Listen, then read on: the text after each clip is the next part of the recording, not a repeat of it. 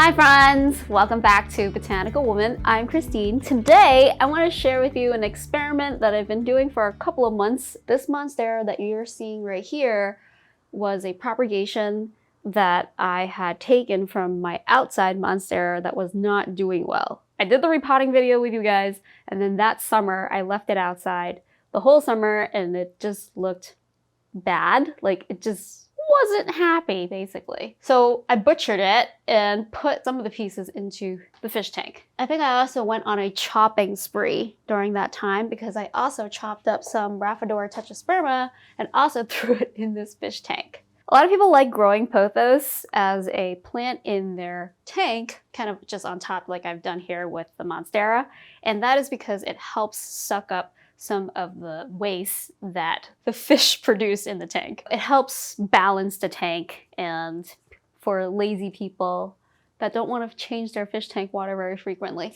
No, that's not true. I mean, it's just good. It's part of the natural cycle. So it's really interesting to observe if you wanted to like test your water every day to see if the ammonia and the nitrates are going down. So it's definitely sucking up a lot of the nitrates, which the plants are clearly showing that they are happy. I'm not gonna say that it's been a total success. Some of the Monstera pieces definitely rotted. The leaves are a little bit yellow, but I don't know if that's because how close these lights are. And it does get a lot of light from these lights directly, but also from, the window.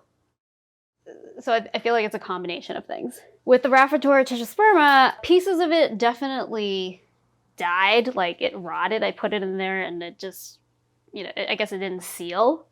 Maybe the trick is to let it callus over first, the cutting, and then put it in the fish tank to have higher success.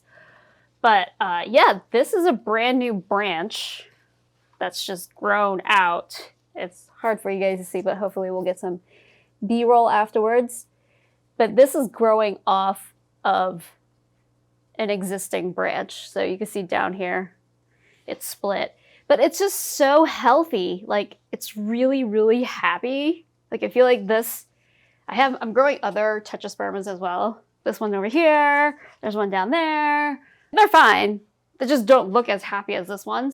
So the Monstera Deliciosa, I think it's actually gonna be a great plant to continue growing in this setup. Look at this leaf. This is really cute. It has lovely fenestrations. It's not huge, which is good because, as we know, Monsteras can get way too big too fast. But I'm already imagining like this is gonna take off next summer. And that's gonna be exciting and crazy because I don't know how I'm gonna move it. How are we gonna move it? Yeah, so there's like a huge loads of roots in the fish tank, which I do have to suck up, and you do end up getting pieces off of it. Some people really hate the look because it looks messy. I've obviously gone with a more organic approach with my tank, letting moss and algae and all take over. But I actually don't mind it because it's more acting like a spawning mop. So like if my guppies wanted to have babies, the babies can hide out in that root ball, which is nice. And the other fish can't really bother them because they're so small. So I like that about it.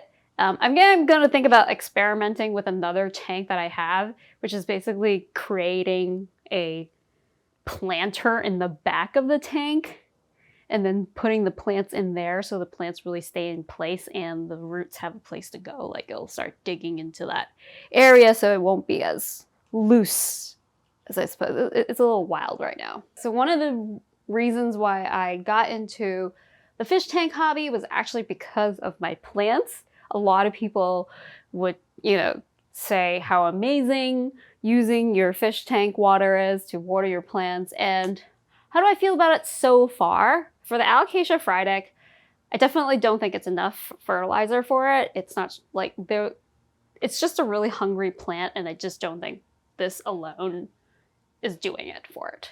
The Rhaphidophora tetrasperma is telling me it's happy being in the fish tank water, and so is the Monstera. Basically, give it a try. If you have some spare plants you want to throw in, I would recommend like this plant here. This is actually why I picked this plant up, was because this plant in Asia grows in swamps. So if I ever have a big enough pond or something, this plant is definitely going there. And peace lily is another great plant, which most people know already. So have fun. I hope you experiment a little and let me know what happens. I would love to know what other plants grow really well in a fish tank environment. And I will see you guys next week, and thank you for watching.